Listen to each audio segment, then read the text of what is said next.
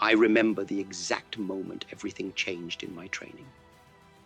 I was practicing with my wooden dummy, throwing the same combinations I'd thrown thousands of times before. Suddenly, I stopped.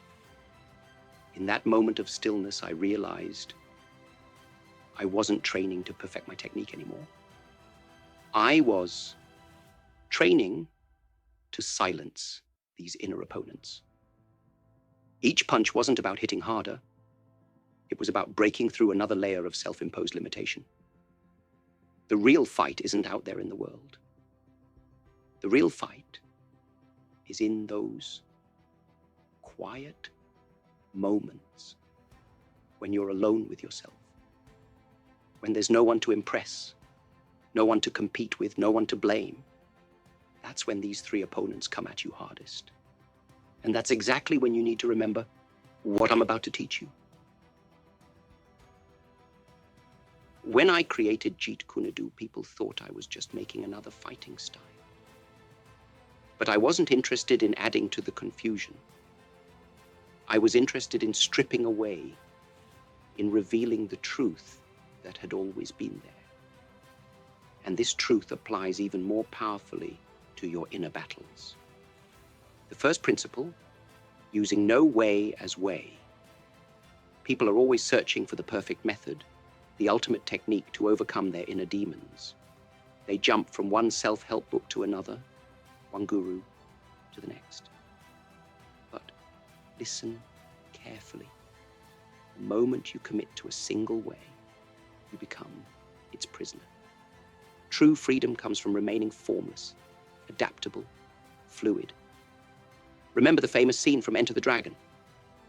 The art of fighting without fighting. Your inner battles don't always need to be fought head-on. Sometimes the greatest victory comes from not engaging at all.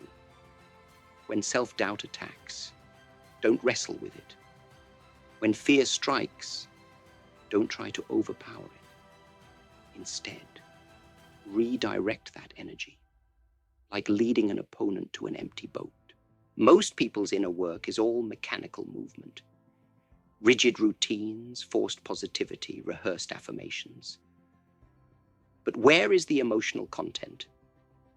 A punch without emotion is just motion through air. Your inner work without genuine feeling is just going through the motions. Feel your struggles. Embrace your doubts. Only by acknowledging their presence can you transcend them. Let me tell you about the water principle. Water is the softest substance in the universe, yet it can penetrate rock. Why? Because it doesn't fight itself. It doesn't try to be anything other than what it is. When it meets an obstacle, it doesn't force its way through. It flows around, under, over. Be like water in your inner combat. Don't resist your thoughts and emotions. Flow with them. Understand them. Let them show you the way. This brings me to one of my most misunderstood techniques, the 1-inch punch. People see the external display of power, but they miss profound inner truth.